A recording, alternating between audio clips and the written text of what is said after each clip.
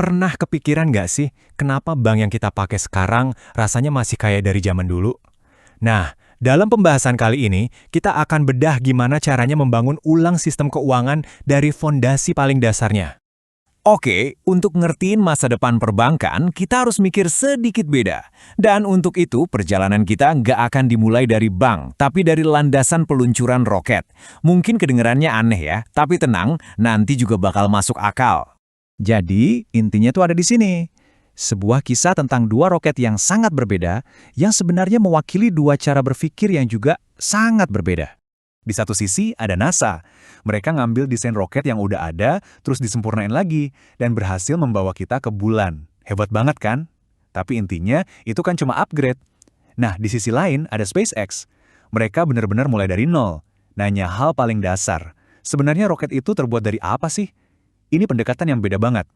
Dan cara lama itu, wah, mahal banget.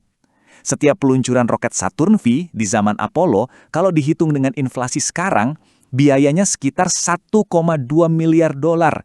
Coba bayangin, 1,2 miliar dolar cuma buat satu kali peluncuran. Jadi gimana SpaceX bisa mecahin masalah biaya ini? Jawabannya, mereka bangun semuanya sendiri. Dari A sampai Z di satu pabrik. Nggak ada perantara, nggak ada biaya aneh-aneh. Mereka nggak benerin proses lama, mereka ciptain yang baru. Hasilnya bukan main. Biayanya bisa dipotong lebih dari 90%.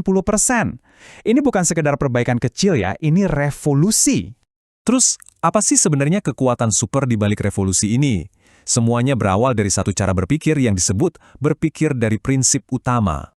Gini deh, bayanginnya kayak gini. Daripada coba bikin kue yang lebih enak pakai resep yang sama, mending kita nanya, sebenarnya bahan dasar kue itu apa sih? Tepung, telur, gula. Nah, dari situ kita bangun lagi dari awal. Elon Musk sendiri ngejelasinnya dengan pas banget. Ini bukan soal bikin yang udah ada jadi sedikit lebih baik, tapi ini soal menciptakan ulang dari nol, berdasarkan apa yang benar-benar mungkin. Nah, ini contoh yang paling gampang dimengerti.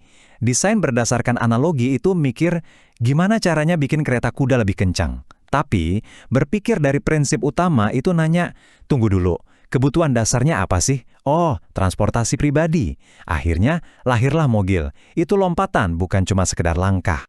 Oke, sekarang kita udah ngomongin roket dan mobil. Yuk kita bawa cara berpikir ini ke dunia yang sebenarnya mau kita bahas. Perbankan. Coba deh, saya mau Anda benar-benar mikirin ini. Dengan semua teknologi yang kita punya sekarang, smartphone, AI, koneksi internet super cepat, kalau Anda mulai dari nol, apa ya Anda bakal bikin gedung gede, ada teller, buku cek, sama kartu plastik?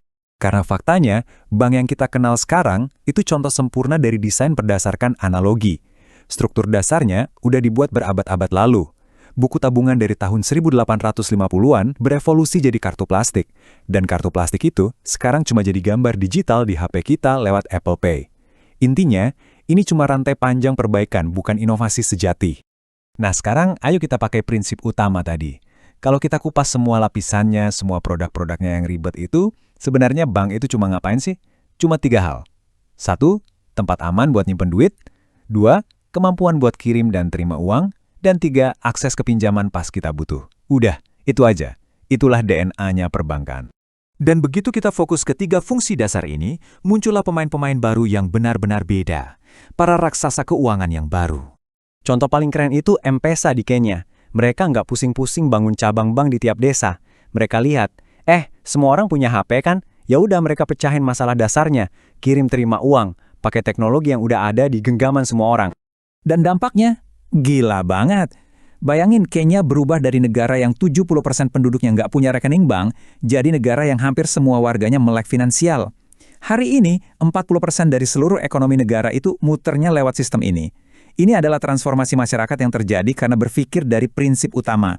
Hal yang sama, tapi dalam skala yang jauh lebih besar, kita lihat di Cina. Lihat aja bedanya volume pembayaran mobile antara Cina yang bangun sistem baru dari nol sama Amerika yang coba nempelin pembayaran mobile di atas sistem kartu kredit yang udah kuno. Bedanya itu bukan cuma besar, tapi astronomis. 17 triliun dolar banding 120 miliar dolar. Beda galaksi. Skala platform baru ini kadang susah dibayangin. Pas lagi puncaknya, Alipay-nya Alibaba itu bisa memproses 87.000 transaksi per detik.